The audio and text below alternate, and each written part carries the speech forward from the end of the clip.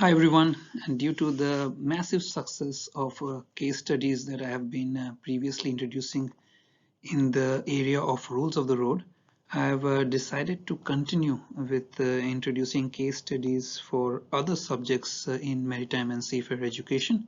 So in that regard, today I'll introduce a new case study to you, and this is not in the area of rules of the road, but this is more in the area of vessel management and communication issues that occur on vessels.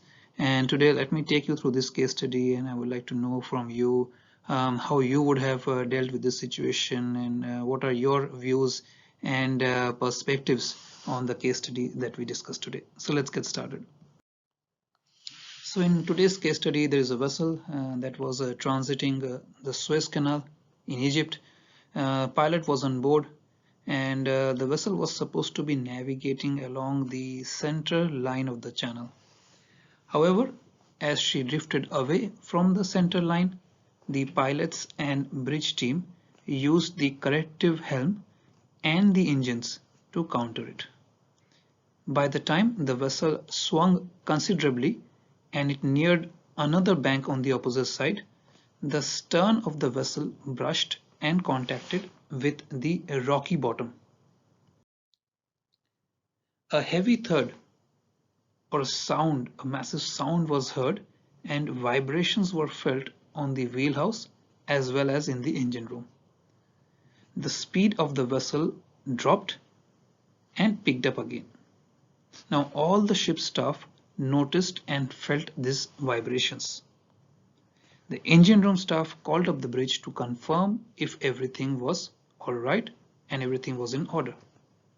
Now the officers who were on watch at that point of time confirmed with the pilot if everything was in order, to which the pilot responded affirmatively. The pilot did not recognize ever if any problem had occurred. He was happy with the way things were proceeding.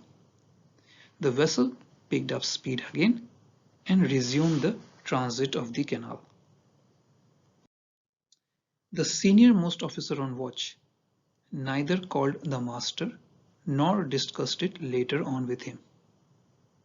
However, below the waterline, the forward part of the hull suffered damages, and thus her strength was reduced considerably in the area of impact.